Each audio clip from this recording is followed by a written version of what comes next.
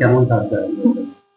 আগামী দুদিন 21 ও 22 তারিখে আবহাওয়া মোটামুটি দুই বঙ্গের ক্ষেত্রে শুকনো থাকবে। 23 ও 24 তারিখে আমাদের যে হাওয়ার যে গতি প্রকৃতি তার কিছুটা পরিবর্তন ঘটবে এবং তার সঙ্গে কিছুটা পশ্চিমী ঝঞ্ঝার প্রভাবও রয়েছে। এর ফলে আমরা দুই বঙ্গেই হালকা থেকে মাঝারি বৃষ্টি পাবো কয়েকটি জেলাতে।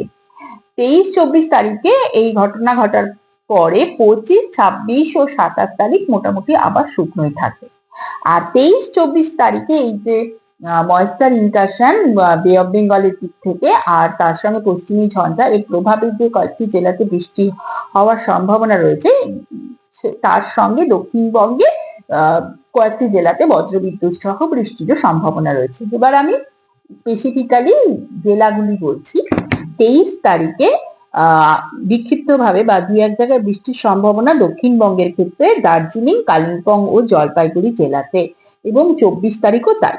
আর দক্ষিণবঙ্গের ক্ষেত্রে বিক্ষিপ্তভাবে বৃষ্টির সম্ভাবনা east West Midnapore, Jhargram, south 24 Pargana, Bankura জেলায় 23 তারিখ।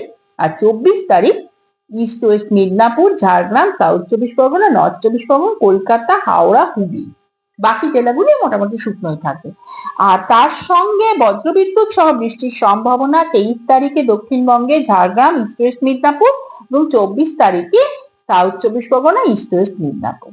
এই মোটামুটি ওয়েদার। এর সঙ্গে তাপমাত্রা উত্তরবঙ্গের ক্ষেত্রে মোটামুটি একই রকম থাকবে।